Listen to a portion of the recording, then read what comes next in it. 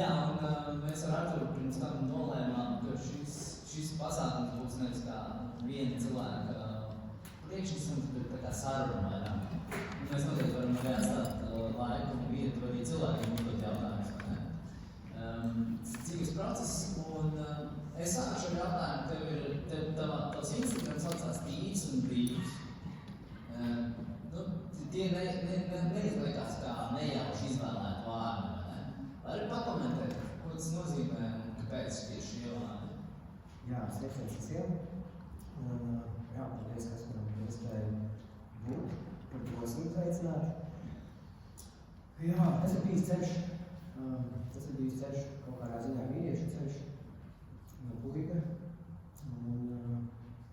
Tas Tīrs un Brīvs atnāca īstenībā tādā svarīgā pagriezienā. Mēs šajā presētu pasaulē pieredzot vienu, vēlamies kaut ko citu. Bija tāds, kas es saucu par sākuma fabriku, kurā mēs piedzimstam, mācamies, krītam, ceļamies, tad viss noriekstās, tad meklē nākamo paradigmu. Es ilgus gadus biju iegājis tādā sevis meklēšanā,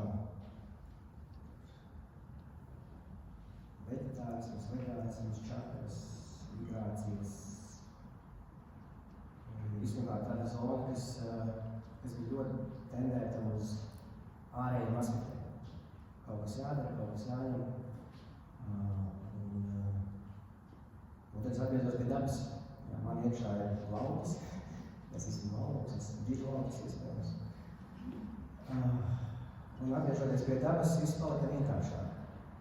Un tad atnāca tāds secinājums, cik mēs it kā esam attīstīti, bet nezinām, man liekas, super, cik mēs esam aizmirsuši kā dzīvot. Bet, kad ieejam iekšā, izrādās, mēs zinām. Nezinām, ko ēst.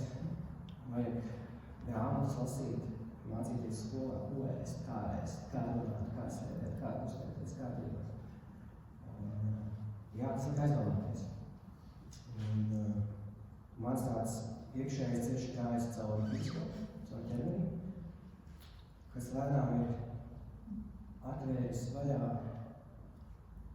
šos tīros veidus. Nevis ticēt un cerēt, bet vienkārši saprast, ka tā ir. Kā laika? Iestarpināšu jautājumu. Tas ir, zin kā, visi arī iet caur ķermeni, kaut kā neatnācis, kaut kā atnāca, atnūta, kaut kā piesprieties, vai tas ir tas moments, kurā tā kā, es, man liekas, kaut ko sajūtu, kas ir tā kā ne no tās konvencionālās. Jā, viens foršs likums, kas mums darbojās, ir ķermenis seko prātam. Kam seko prāts? Tā kā mēs šo sākam tīrīt ārā, paliek vieglāk. Izrādās, ka šīs ir saistīts ar šo vēders ar galvu. Tīrot vēderu, tīrās mūsu mentālais, ko mēs esam samācījušies, izmācījušies. Tad varētu sakāt tas, ko mēs zinām. Tā kā tas ir bijis tāds, vēlme atteikties, palaist visu vaļā, vēlme nezināt, grūti, daudz izlasīts, daudz semināri, daudz lekcijas, un to visu nomest nost, lai nejauktu iekšā tīrās lietās, ir bijis grūti. Tāpēc, bijis caur attīrīšanos, caur ķermeni, caur orgāniem, pamanīt to, cik tīra šūna veido tīru mūsu apziņu. Un man bija tāds secinājums, ja mēs dodamies zemapziņā, tīrīt ārā, traumas, programmas. Ķermenis reprezentē to. Mums ir ķermenis, mums ir šī zemapziņas daļa, ko īstenībā ir savienota. Un tīra enerģija, izjūt savu tīru ķermeni, mums ir tīras domas, tīras izjūtas, skaidras izvēles un precīzas zināšana.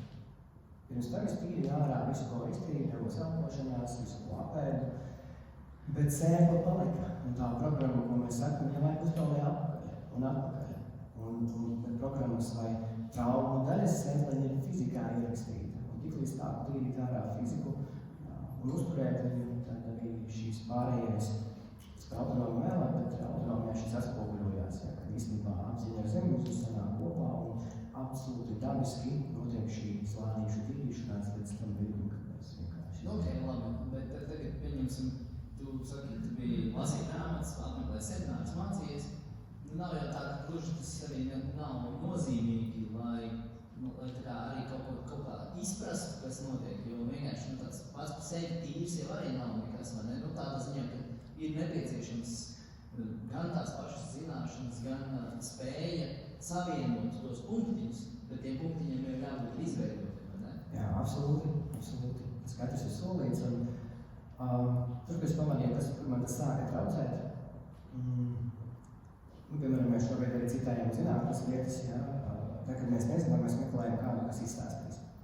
Un tad mums izveidojās kopējā bilde, atliek vienai daļai, kuru es nezinu, ienāk kopējā bildē, un visa kopējā bilde izmainās.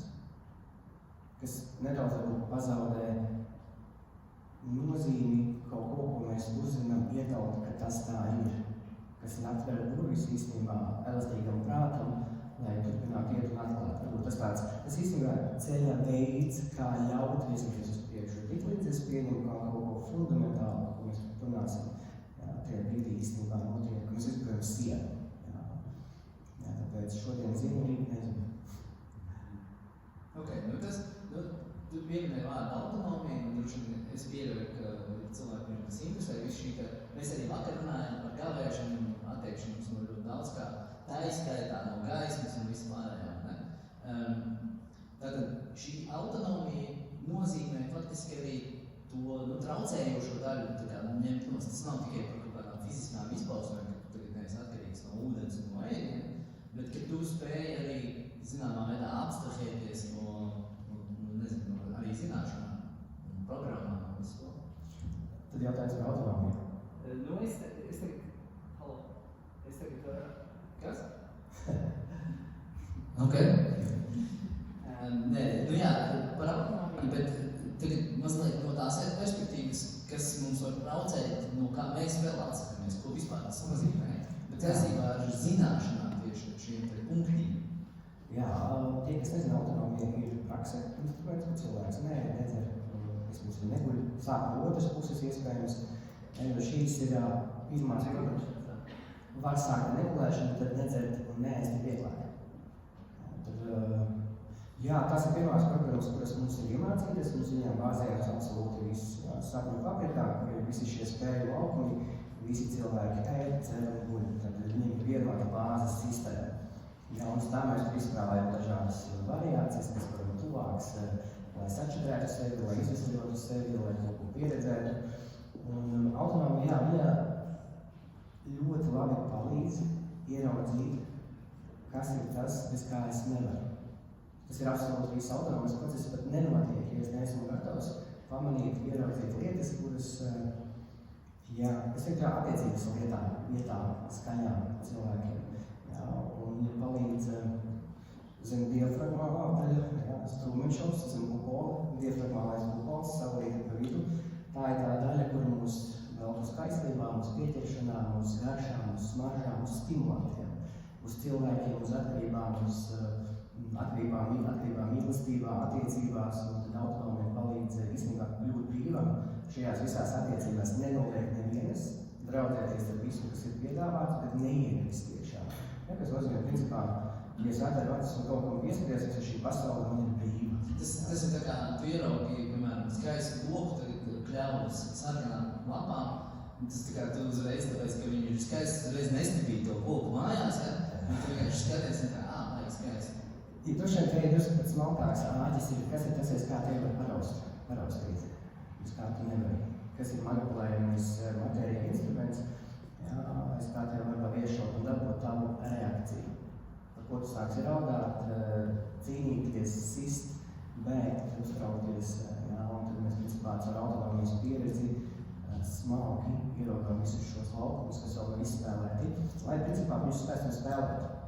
Bet jau pēc autonomijas māja iztīrās, šūnas iztīrās, garāža iztīrās, draugi iztīrās, viss liekais pazūd un paliek ļoti maz, bet tas īstenībā kas ir vajadzīgs. Tad savā ziņā autonomija nav pašmērķis, tāpēc, ka, lai tu varētu vienkārši dzīvot, kā vakar Rolands stāstīja, ka 4 gadus viens cilvēks dzīvos, viņam vispār vairs nekas neinteresē, vai ne?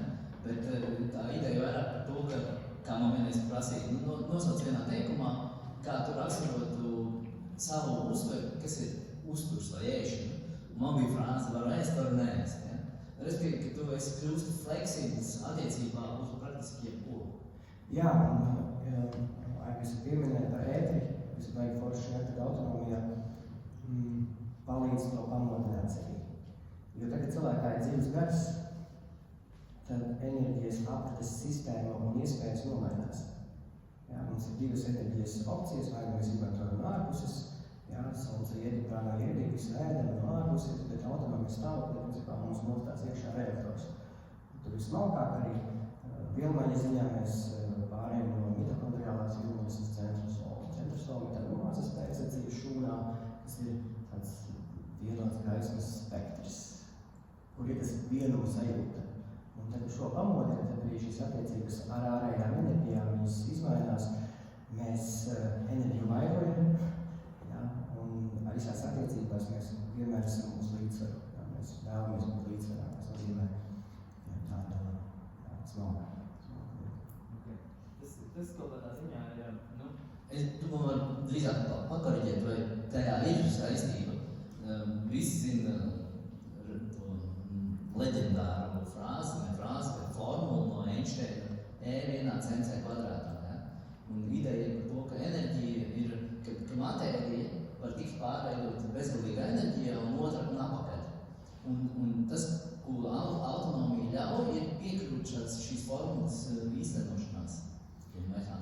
Jā, alķīmija. Tas tās ar to vai nu mēs veicam alķīmiju ārpusē, izmantojot kādu uzņēmumu, cilvēku, praksi, instrumentu, vai nu mēs uzdodam par alķīmijas fabrikām. Un īstenībā autonomijas stāvokļi, brīvie stāvokļi, viņi ir iziešana ārpus tādām cilvēku izdomātajām likuma zonām. Tur rēks, karma, liktenis plūsma, tā būs ierakstīts, tā būs jābūt, tā dzimšanas skaitlis, tavs kods. Vai arī neizklausās. Jā, autonomija īstenībā no sākumā ļoti atdala to. Un tāpēc tam ļauj pēc savienot. Tas ir, ejot autonomijas stāvokļos, tas ir bijis jau vairāki gadi, var redzēt, ka orgānu sistēmām ir vairākas softa programmas, kas zemes mātei tieši par šo patērēšanu. Un, principā, jo vairāk sazemējās šīs jaunais potenciāls enerģijas, jo mums pašiem paliek stabilāk. Vieglāk iedarboties ar enerģijām.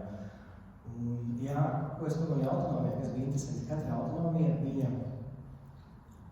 atplēš vaļā, atver nesadziedētās fiziskās struktūras. Smadzenes, nervu sistēma, maņas, vispārējais. Tāpēc pēc autonomijas stāvokļa integrācijā tas tiek jāsadziedē. Un sadziedējot atvērto, cilvēks var būt priekšu. Tāpēc arī Silvija Ābele, paldies viņai, daudz dara šajā jomā stāstot par to. Ja autonomijā, tad Silvijas gapas sistēma ļoti labi palīdz attīstīt fiziku, lai viņā mēs varētu dzīvot kā spēcīgi gari. Ok, tas man izklausās apmēram tā, ka, lai tev nebūtu jākaujās, tev ir jātrenējās cīņu mākslas. Ja? Respektīvi, ka tas ieguldījums pirms tam, lai tu no kaut kā varētu izvairīties. To tu saistē to sākumā tiek atdalīts tas riktīgi iesaistīšanās, reāla darīšana un varbūt kaut kādā brīdī riktīgi mocīšanās, lai tu nonāktu stāvoklī, kurā tu tā kā baudi to augu. Droši vien sākumā tā varētu būt. Es pats ejot savai pieredzēju meklēju tos harmoniskākos veidus. Ja tu iedomājies, ka, piemēram, cilvēks, viņam jāsāk pārtraukt tā galēšana, piemēram, ja? Kas ir, nezinu, 12 stundas, viņš viss jau vēders, raujās galva, jau dūla, visur, vai ne? Un tad viņš iedomājas, cik ilgi nē, tur vēl 7 dienas tā. Tagad 12 stundas reiz vēl cik, reiz 14, tas ir kosmos kaut kāds, vai ne? Jā, pirmā reize bija 15 dienas, bet tādas 15, 16, 17 ir bijušas diezgan regulāri. Un, principā, 10 dienas neēst, nedzert, neliekas, ka tu neēst vai nedzert. Principā, tā ir ikdiena parasta. Tas nozīmē, ka ķermenim ir šī spēja adaptēties, pielāgoties, un tīrā ķermeņa tas ir iespējams. Tiklīdz ķermeņi joprojām ir cīņā ar patogēnajām florām, biofilmām,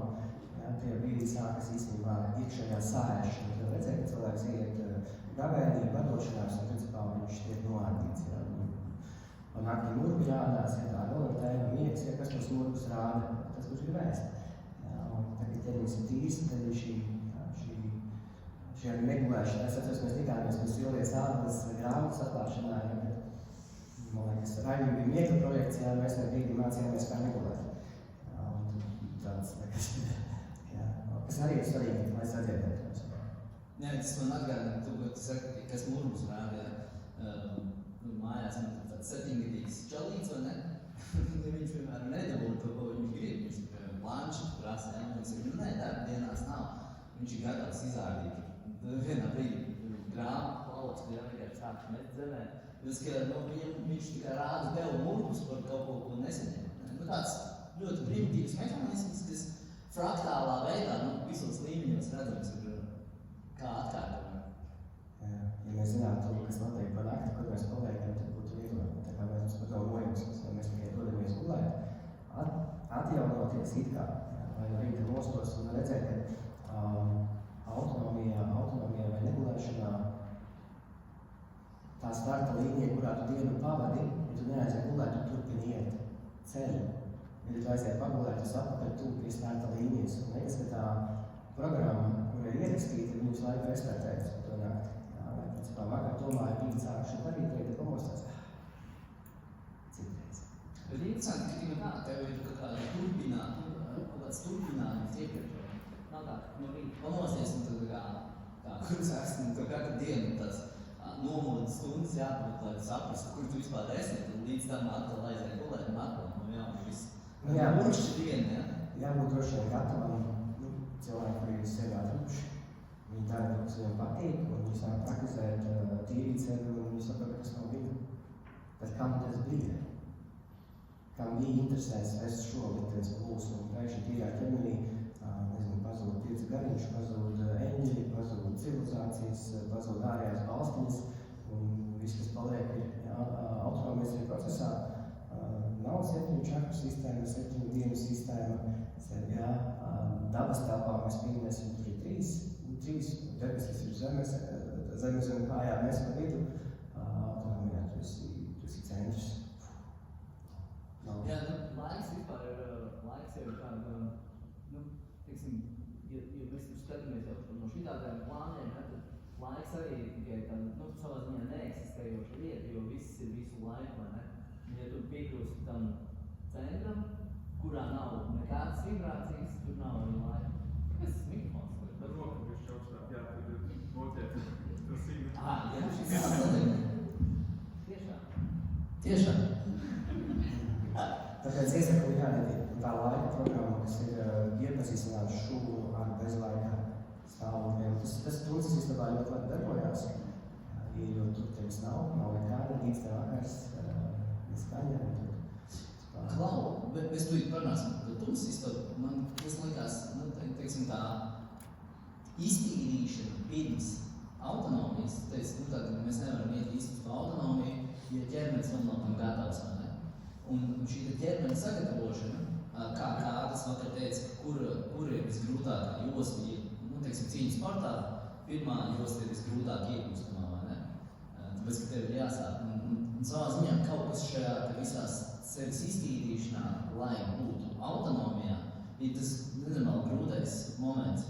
Un man radās viena ideja, kas potenciāli pēc tavas pieredzes tev uzdot jautājumu, vai šī izpratne par to, ka laiks savā ziņā ir tikai tāds konstrukts, lai mēs varētu vieglāk plānot tikšanos par konferences grafiku, jā, un vispārējo, ka to praktizēt, iztīrīt sevi un pieiet šai tīrīšanai ir neskaidāms veids vieglāk, ja tu atmet to laiku kā vispār konceptu. Jā, laikā ir ierakstīts ārkārtīgi daudz paradigmu. Dzimšanu laikā, piedzimts laikā, nomirt laikā, skolu laikā, uz darba laikā, brokastis, pusdienas vakar, viss jābūt laikā, no kurienes vispār tas nāca. Jā, un tad brīdī, kad mēs pazaudējam šo laiku, sajūt redzi, izspēlējoties laukumiem, kā ir tās izlies durvis uz autonomiju, viņi ir dabā. Daba nevar lasīt, aizēja mežā un saprot. Un tur sākas šīs stikļu pamošanās, par to, ko arī Raimers runāja. Dabas elementi, viņi saka, viss jau ir tevī. Beidz rīt mani, beidz ņemt, bet spēlēties no ārpuses. Sākumā jā, iepazīsti, bet pēc tam daba rāda, ej sevi iekšā. Un tad caur dažādām deprivācijām vai šo stihiju noņemšanu nost, jo mēs nevaram bez viņiem eksistēt. Iekšā pagūst tās mūsu pašu stihijas, tas, kas ir ielikts. Un tajā brīdī ir šis mikrokosmos, kurš var autonomi regulēt savus cirkadiānus ritmus. Nav vēl aizvērtas dabas zonā, dabas zona, tā ir tā zona, kas ir pie tās lielpilsētas, kurā mēs aizskrienam, pastrēdēt, atpūsties, iemēt kājas, nosīties savu vietu uz asām kājām un dodamies atpakaļ. Strādāt, triekties, traukties. Un daba kalpo par tādu kā atliekšanās, atslēgšanās, pārslēgšanās, atjaunošanās, baterijas elementu. Jā, un tā arī patērēšana. Un jautājums, kurā brīdī daba saka nāc tālāk. Un es arī dzirdēju, arī Baiba bija par to daudz runā par šo hormoniem. Jā. Hormoni, harmonija. Vīrišķā dabas harmonija. Kāds ir harmonisks vīrietis. Un dabas sienā ir iekšā plokēties trīsstūrīts un vīrietim un sievietei sava, jo ārējā ietekmē uz hormoniem viņa nekad nav fundamentāla. Mēs varam darīt vienalga ēst taukus, sēdēt saulē, arī ko gribam. Bet tam, kuram ir vīrišķā daba iekšā, var darīt neko no tā visam aizmirstoties un būs tāpat hormonu harmonija. Jā, un tas ir tā, ka daba saka, ka caur dzimumu harmoniju, tas nozīmē hormonu. Jā, un tas atver vaļā šo elementu pamošanos, elementu aktivizāciju. Jā, bet kamēr mēs dabā atceramies un esam apakaļ, jo sociālajā telpā viņi ir apgriezti dabas telpā, viņi ir atšķirīgi. Vīrieši ir sievišķīgi, sievietes vīrišķīgi, jā, mēs aizējam dabā, kaut ko tur pameditējam, pēlkojam, nākam atpakaļ, un esam apgrieztajā lomā. Tad jautājums, bet ja man jāiet tālāk savā lomā, sociumā šobrīd vieta ir ļoti maza. Vīrietis, kurš ir pamodies tādā vīrišķajā gada spēkā, viņam sociumā ir ļoti grūti, viņam jātaisa sava zeme. Jā, sava zeme pēc dabas likumiem, pēc iekšējiem likumiem. Sieviete ir tieši tāpat. Un redzēt, ka dabas ceļā vīrietis ir tas, kas ir priekšu. Tā kā dieva, vīrietis vada. Vīrietis dod impulsu. Nu labi, tad, teiksim, lai tas būtu tie trīs stūriši pareizi sagrieztā. Mums tad citi būs uz priekšu vēl atsevišķi bloks par vīrieti un sievieti, par to runāsim. Bet kas ir tas no tava skatu punkta? Toreiz mēs ar tevi Instagram tajā sarunā, man likās baigi forši tas piemērs, ko tu minēji par kad bērns iziet ārā spēlēties, minēt, 6-gadīgs bērns, viņš 8-gadīgs, es ļoti labi varētu aizbraukt uz laukiem, tad vienkārši izēj ārā un tad ielas galā vecām un vienkārši iznāca uz ielas, kā atgādājums, ka jānāk kaut kad arī mājās, jo tu tur aizskrēji un tev pazuda laiks.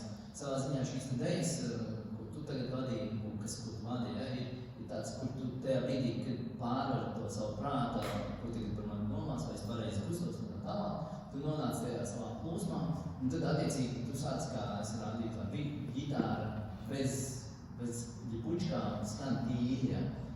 Tas ir kaut kur, tā pieeja, kā tu atrod, tas vīrišķais atrod savu vīrišķo, sievieti atrod savu sievišķo. Divi ceļi, divi aspekti. Viens es iepazīstu savu ārējo pasaulē, saprotu, kas man ir iedots, un tas ir iekšējā pasaulē, kur mēs saprotam, ka dabas enerģijas ir mūsos. Teja, viņa ir ierakstīta iekšā. Ģimene kā tāda, viņa arī ir koncepts. Un aiz ģimenes ir pirma elementa, pirmā būtu kā veidoja. Katrā valstī savs ģimenes modelis kā veidoja. Tad tas ir koncepts arī. Bet atpazīstot iekšā šo enerģiju deju, principā viņi iznāk uz ārā pati. Ja mēs tīrā ķermenī visi zin, kā dejot, visi zin, kādam jābūt vīrietim un kādam jābūt sievietēm. Tas bez grāmatām un bez ārējām dzīvošanu, zināšanu līmenī. Man tas citi Petrs, tāds no dzīves gadījums, kā tas strādā. Var sakot, ir liela jubileja, lauka balva, par mūziku, dzīvo mūziku. Visi sanākuši, kur Latgalē pie balviem, un visi, protams, šmakauti cer un tā. Skan mūzika, un es skatos, tur pie galda sēž tad rītīgi korpulenta 70-gadīgas sieviete un ļoti dieviņš 70-gadīgas vīrietis pārīts. Ja? Tagad viņi pieceļās un ies tagad dejot. Viņi pieceļās un tas vīriņš ir tāds knapi valkās, tāpēc, ka viņš ir pārāk tievs. Un tā dāma knapi valkās, izstāsta, ka viņai vēl artrīts, un knapi valkās, ka viņai nenormāli liekas svars. Un viņi tā divi valkās uz to deju plācu, un es domāju, ko viņi tur darīs, ne? Viņi sāka dzīvi valsi. Oh my God, es domāju, viņi ir pilnīgi pēkšņi aizmirsuši, ka viņiem kaut kas sāp, ka viņiem ir vecums. Un viņi vienkārši griež dansu tā, ka maz neliekās. Nu, tas ir. Jā, mēs zinām. Jā, un varbūt tad skatoties, kurā brīdī tas pazūd, kurā brīdī mēs aizmaldamies un puikas. Nu kā tev taču saka paskaties pasēdē, ne? Jā, agrāk puikām mēs vīrieši augot, mēs kļūstam par vīriešiem. Mums jāpieredz dzīve, tumsas, gaismas, sitieni, kritieni. Sieviete piedzimst jau gatava.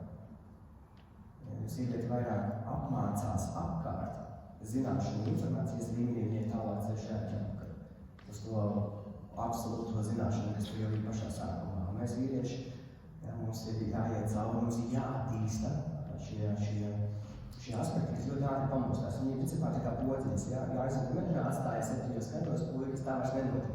Un man liekas, ka tā viena no problēma, būtu risinājuma veids, mājās ģimenē puikām sveitīt viņu tumsas ceļus, viņu kritienus, neprasīt no viņiem izcilos pareizos puikus, lai viņš ir forša skola, atzīmes, lai viņš tur slēpj. Nē, viņš tāds arī aizies, cenšoties visu laiku būt labais puika. 40 gadu labais puika, ko viņš ir iznesis cauri. Tāpēc svētiet savus tēvus un kritienus ar mīlestību mammas, tas ir ļoti, ļoti svarīgi. Ja, ka viņš zina, ka viņš drīkst dzīves laikā mosties caur atziņām, caur saviem ceļiem. Jo mēs vīrieši, mums ir tumsas ceļi, mēs esam vieni. Ja mēs gribam kādu blakus, tad nekas tur nenotiek. Asistēta iniciācija nav iniciācija. Tas kaut kāds maziņš impulss. Tā kā mēs nonākam uz vienas savos tumsas kāmbaros, tad tur ir gatavs viss, lai salētos. Vēl par tumsu izsaukt, par tumsu kā tādu. Un arī likās interesanti tā ideja, vispār jau viss cauri bijās tas, ko tu runā, ka es tur mēģināju to, biju tur, viss kaut kas, un daudz kas no tā kļūst savā ziņā nevajadzīgs, vai varbūt pat tev bija tāds jautājums, kas ir, ja tas tev viss nav, ne? Ir jau forši, ja tev ir gaps, diēta pieejama, kas ir, ja tev viņas nav, ne? Kas ir tad, ja tev nav tas, ūdens vēl kaut kas. Un tumsas tā istaba, es tā saprotu, ka tev ir pilnīgs nekas. Absolūts, pilnīgi nulīti, ja? Pastāst varbūt par šo vairāk, jo man tas likās fascinējoši. Es nezinu, varbūt tas nav aktuāli, mēs tagad. Es domāju, katrai aktuāli, mēs visi esam bijuši tumsas istabā, esam bijuši mammai vēdā. Tā pieredze mums ir zināma. Jā, tas nāca dabiski toreiz pēc garās autonomijas tā cikla. Francijā 7 dienas bez ūdens, bez ēdiena, tumsā. Bija sajūta, ka es esmu gatavs iet, jo gribēju es sen, bet kaut kas iekšā.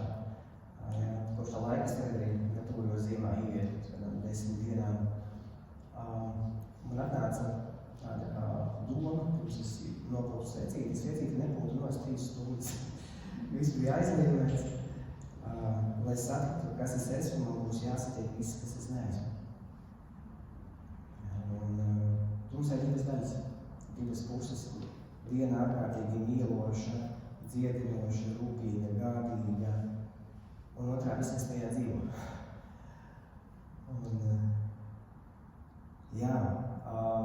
Tur pazūd laiks, pazūd telpa, pazūdi tu. Un kā ar fūrēm nāk viss, kas ir kaut kur savākts. Tas, kas to minēja, grāmatas, kursi, kaut kur uz izstrādi nāk vienkārši. Tajā tumsas istabā viss liekais nāk uz jautājumu, vai tu izvēlējies vēl to vajag, vai to nevajag. Bet mēs zinām, ka tīrības ceļā nevar pienākt uz izstrādi nekas, kas nav fundamentāli īsts. Tikai viss, kas ir kaut kur pa ceļam savākts.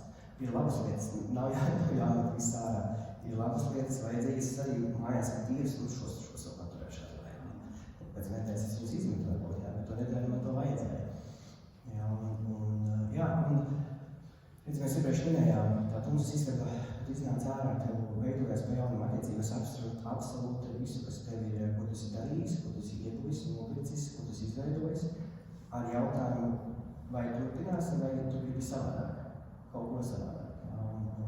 Jo daudz laukumi ir tie atkritīgi, mēs noraujamies, atkrītam uz kaut ko, kas vēl kaut kur iekšā sāta. Jā, tas tāds skaists ķermeņa pamostās maņas, atstiņas, austiņas, visi ķermenis sāk redzēt un just. Kas bija interesanti, pēc kaut kāda brīža es redzēju, ka mums istabā visas līnijas, stūra līnija, galva līnija. Bet ārā bija baznīcas zvans.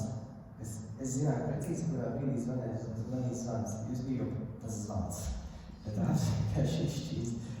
Un man bija tādas saziņas lādīte. Tā ir vienīgā lieta interesantā, kas tev kaut Turēja mani laikā. Un es uzrakstīju tādu vietu, uzrakstīju lapiņu, kastītē, te otrā dienā tur paņem to lapiņu, ko tu gribi ārā, gribi ēst, palīdziet kaut ko. Es iedodēt kaut uz ausu aizbāžus. Tur ir atnāc ausu aizbāžu, ieliku ausu aizbāžus, viss pazuda. Visu, ko es redzēju vizuāli, tad mana dzirde bija saistīta ar to, ko es redzu tumsā. Un tad īstenībā sākās īstais ceļojums. Tikai tad, kad es izslēdzu skaņu, sākās ceļš uz iekšu. Kurā dienā tas sanāk pēc? Grūti pateikt. Es zināju, ka tā ir trešā diena, jo es skaitīju tos baznīcas zvanus. Un pēc tam arī viss sāka mainīties. Tad bija elpa saturēja laiku, tad bija sirdsdarbība, tad neelpot sirds. Un tad tu saproti, ka ķermenis vienkārši ir absolūti autonoms un sēž blakus un vēro to procesu. Bet palaist vaļā laiku, elpa var izskaitīt, sirdi nevar izskaitīt, tad tu joprojām esi. Ķermenis dalāties. Viņam ir saikne ar zemi, ja ķermenim saikne ar zemi, tad... Klausies, man tagad es tā domāju par, kas ļoti labi reprezentē šo te tumsu, kā tādu svarīgu savā ziņā fenomenu, ka ik viens no mums zina, ka mēs atrodamies kaut kur, nezinu, vienalga istabā, virtuvē, izslēdz uguni, un tu tā uz mirkli tāds bišķi tā apjūtas, kāpēc pēkšņi tev pazūd tas, kur kas ko tomēr zini, ceļšķi tas jaunā vietā, kur tu nezini, kur atrodās mēbeles, galda, krēsli un tā tālāk. Kas ir interesanti, tad, kad es tagad mājās saviem bērnīšiem izslēdzu gaismu, paliek pilnīgi tums, viņiem tā kā nulle izmaiņas reakcijā. Tas ir man mazliet saistīts ar to, ka viņi nav vēl savākušies visu to, un viņi ir tuvāk tam brīdim, kad viņi vēl bija iekšā tajā tumsas telpā. Jā, viņiem nav kontrols. Mums ir tāda praksa, mēs ejam nakts pārgājumos tumsā. Ja tu spīd no loterija, tad mēģini visu skatīties, kontrolēt, tu visu laiku aizķeries, kaut kur iekrīt. Vienā brīdī tu sāc redzēt tumsā, bet ja vēl tu atbrīvo ķermeni, viņš zina, kur ir koks, viņš zina, kur ir bedre. Un tā ir milzīga paļauša. Kādēļ? Viss ideja, kā paļauties ķermenim tumsā, un viņš zina, ka tev iznesīs cauri. Tas pēc autonomijas ir viens no aspektiem jautājums, pēc kam to vispār darīt. Ko saka Wikipēdija, kad jānomirst bez ūdens, kas tur 3. diena, 4. Bet cilvēks īstenībā tiek tam pāri, un viņi ir 6. diena, mēs tikko bijām 15 latvieši mazajā Kaukazā bez ūdens, bez ēdiena. 10 dienas, 7 dienas tieši autonomijā. Ja mēs gatavojāmies, mums bija sagatavošanās, un skaidrs, ka brīdī, ka cilvēks pārkāp pāri kaut kam tik fundamentāli, kā, neēst es saprotu, nedzert, jādara ūdens, un kur nu vēl negulēt. Un tagad esi savā dzīvē, fiziskā ķermenī pieredzējis pieredzi, kas pārkāp pāri iemācītajam. Tad jautājums, ko vēl var pārkāp pāri? Kas vēl ir ne tā, kā mums pat īstenībā kaut kur tādos veselīgos rāmos ir iemācīts. Un otra lieta, katru reizi, kad cilvēks pāriet pāri, viņš pārbauž prāta robežu. Ja, kas nozīmē, ja pasaulē kādreiz varētu būt, ka nebūs dzerams ūdens. Un varbūt nebūs tajā dienā vai divās vai piecās pieejama pārtika, piemēram. Tad cilvēks aizies tālāk, un visi, kas to nezinās, nomirs. Jo ķermenis seko prātam, šis ir svarīgi.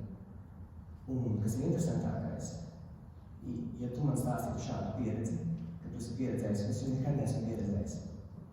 Manā dzīvē notiek šāda situācija, un es izdomāju iet tūkstnesī. Un es jūtu, ka nāk tā piektā diena, kad jāmirst nost, jo prāts saka, ka tā ir pateikts, tas ir kods. Es saku, nē, Kaspars man stāstīja, ka ir iespējams. Un es aizēju tālāk.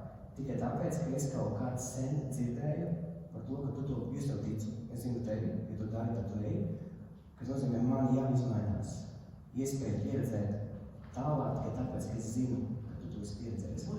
Visam nesen es lasīju, ka tu, protams, nebija detaļas, ja, bet kaut kādā vietā Ukrainā pēc kaut kādas bombardēšanas cilvēki bija palikuši bez ēdiena un trešajā dienā nomiruši.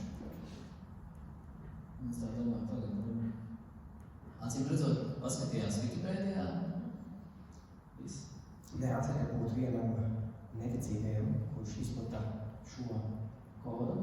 Un mēs kāpām vīriem kalnā uz iniciācijas. Tas zinu, ka tagad trešajā dienā man tikai eltfāgi izsākās, ko visi citi jādod daudz. Mēs kāpām kalnā, 16 vīri, Gruzijā bija sniegs. Un lūst, vīri lūza. Lūza viens, lūza otrs. Un daļa vīri turēja to garu. Ja mēs salūstu garā, ja mēs paļautos tam vienam, diviem, kas ļoti izplatās ļoti ātri, šis es nevaru, ietiek, visi, jo tā. Šī frāze atskatēja jau puskalnā. Beigās mēs visi aizgājām par viņiem. Neviens nevienu nenesa. Tad jautājums, kurš sameloja, ka nevar. Un tajā brīdī, kad tas gars ir dzīvs un viņš ir gatavs iet, fizika sekos. Fizika ir ļoti vienkārši. Un es nedomāju par autonomiju, kas bija interesanti, man arī tur to brīvs. Jā, es domāju, tad esi gājis uz dažādiem iekšējās pasaules pārveides nodarbībām, tur izstrādā traumas, bērnība, vecāki. Autonomijā tas notiek dabiski. Jā, kas nozīmē, ja tu neēdi, transformējās dziedinās ķermenis, ja tu nedzertāji psihe, vēsa, jā, smalka enerģētika. Reizē ielaicīgi, bez iejaušanās. Un katram orgānam noteiktā stundā ir sava aizmašīna, kas nozīmē katru dienu, bieži vien caur stācinājumu, jā, kas nozīmē izrietēšanu, jā, ķermenis, saucās izgāja ārā no autonomijas, saprotu, ka viņš programmas nav. Es vairs nereaģēju. Neviens nebija tā vāzēm apziņā, neviens tur nemēģināja kaut ko tur bīdīt, stundīt. Tagad ir dabisks instruments, tīrs, kurš ļauj mums izdarīt ārā visu šo fiziski, enerģētisko, vienlaicīgi harmonisku. Es teiktu, noslēdzošais jautājums pieļauj, ka tur arī daudz ko teikt. Kādas ir niansētas atšķirības, vai varbūt ir vienkārši globālas atšķirības starp to, vai tas ir vīrietis vai sievieti, kur vieta autonomijā? Jo, tiksim, te ir lielākā tāda sievietes, cik tas piemērots vienam vai otram? Dažādi. Praksē ir piemērojama abiem. Sievietē vienmēr jābūt drošībā. Es esmu pamanījis to, ja praksē ir vīrieši, tad sievietēm vienmēr blakus ir vieglāk, foršāk, harmoniskāk. Jā, ķermenim ir jābūt sagatavotam. Skaidrs, ka šis cikls vispārējais sagatavošanās, iziešana, tam ir ļoti, ļoti smalka un precīza nozīme. Jā, bet ja sieviete jūtas drošībā un pasargāta, un viņai viss ir, tad viņai šeit praksēs arī ir ļoti vienkārši, ļoti viegli. Jā, jo tas tīrais kodoliņš, viņš jau gaida visus mums. Jā, un tas arī, kur uzrunāja autonomiju, kuriem liekas, ka tas ir tāds ceļš, uz kuru doties? Zini, kā es varu pateikt, visvieglāk autonomijā ieiet ir, tā kā manam tētim un mammai, jo viņi dzīvo laukos. Tie, kas ir materiālajā pasaulē, sociumā, man tās sarkanās arbatuma zīmes, bezjēdzība kā niega, apnicis priekškama, negribu dzīvot, viss. Tie signāli, ka var kaut ko sākt darīt. Kamēr viss ir forši, dzīvē neko nevajag darīt. absolūti turpiniet, ēdiet, dzeriet, dzīrējiet, sviniet, kaislības, visam ir vieta būt.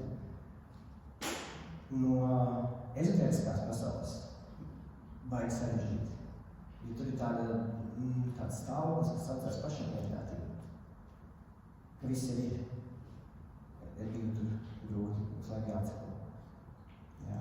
Kā ir nomest nost visu vēl, un kā ir sadarboties ar citiem, kā ir salikt kopā kaut ko. Jo tajā sapņu fabrikas telpā es esmu baigi tenderos tev milzīgs paldies, ka tu aicini cilvēkus kopā, kā vēl taisīt vēl sadarbības kopā. Jā. Tu zini to, ko nezinu es, un kā zinu kaut ko citu. Jā. Un īstenībā mēs ejam ar dažādiem apveceļiem, grāviem vienā virzienā.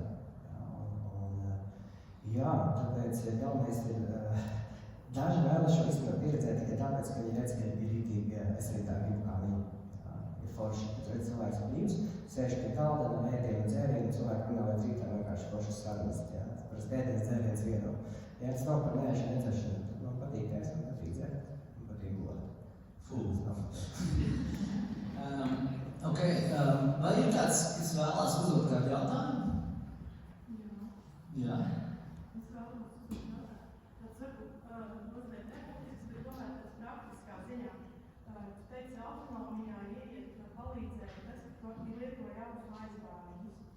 Funkcijas sistēmā, jā. Bet dabiski jau nav ausis paredzētas aizvērst, vai tas tā nevar ieiet, bet autonomija saprotāt, ka tev jāizmanto papildus. Piemēram, acis, vai mums ir reņģis, un būtu jāizvēr acis, bet ausis, pat ja pirkstus ieliek, kā kaut ko citu. Jā, jebkurā gadījumā, tas bija par tumsas istabu, aizgāžot ausis vienkārši noņemās liekā skaņa ārpusē. Ja es būtu iespējams pilnīgi klusā vidē telpā, tad nekādus aizgāžus nevajag būt. Tā ir viena no, mēs esam ļoti atkarīgi no ārējiem kaimiņiem. Un kaut kas ārā visu laiku skan, tā ir pirmā vieta pieredzē, ar ko es savienojos, un principā process nenotiek. Jā, tāpēc šobrīd arī to projektu par tumsas istabām, kā uztaisīt. Pirmais ir skaņa, vai no ārējā skaņa, un arī tais attiekums, bet skaņa tas ir fundamentāli. Tas ir kā vairāk vai pieredzē, lai tu saprastu, kā tas vispār ir autonomija sākumā izmanto papildus brīdis. Eksperimentēju ar sevi. Es nesaku, ka mēs gatavojamies tam, bet man interesanti Vai pīt tēlus aizgāžas vai ne? Vēl labas ir mednieku ausis.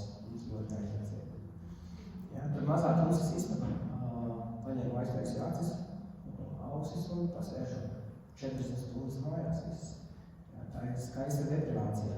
Mēs tam noņemot nost, spējam labāk atvērt un izbaudīt to, kas mēs esam. To, ka cilvēkiem ir grūti, nemaz nerunājot par pilnīgi atteikšanās no visi pilnīgi, tā kā tumsas istaba, tad es to jau varu redzēt, ka cilvēkiem ir grūti nerunāt.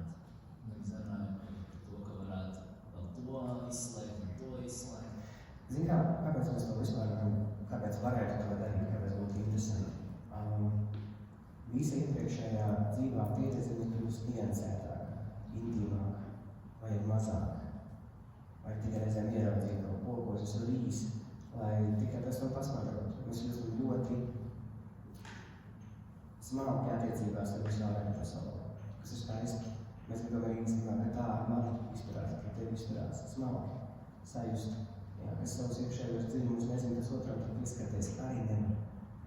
Tas, kas sevī to ir atradis, viņš ir, lai tikai tu pieskarās, jo tā ir vistīrākā tajā brīdī būtība. Un autonomija to palīdz, jā, es jau saku, ceļš uz iekšu nevienmēr ir draugiem kaisīts.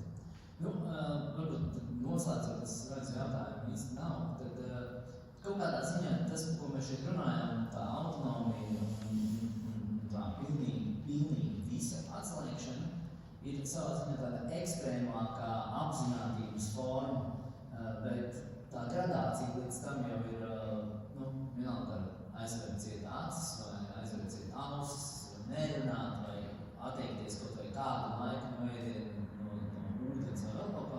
Tas, kas būtības ir mazliet pievērst uzmanību vairāk tiem procesiem, kuri ir tik ļoti automatizēti, ka ir aizgājuši pilnīgā, tādā kļūsti vērīgāks pret vispār, pret sevi, pret pasauli, pret dzīvi, pret procesiem un tam līdzīgi. Jā, un tas ir viens, un otrs ir fiziskais ķermenis. Ja man būtu kāds stāvoklis, kam nav cerību, teikšu tā, tad šis ir ceļš, ko es izvēlētos. Jā, tā kā mēs neēdam, nedzeram, fizika ar psihiju dziedinās vienlaicīgi. Jā, tā kā mēs šobrīd dzīvojam ļoti slimā sabiedrībā. Bērnismu, kronismu, ļoti daudz dažādas diagnozes, jā, tad principā ķermeņa atjaunošana, nonulēšana un atinstalēšana atpakaļ pirmotnējos uzstādījumos, tad autonomija ir tīvs veids, kā to var izdarīt. Jā, ķermeņa orgāni veselība, orgāniem jau mūžīgi ir dzīvējis. Jautājums, kā mēs uzlietojam.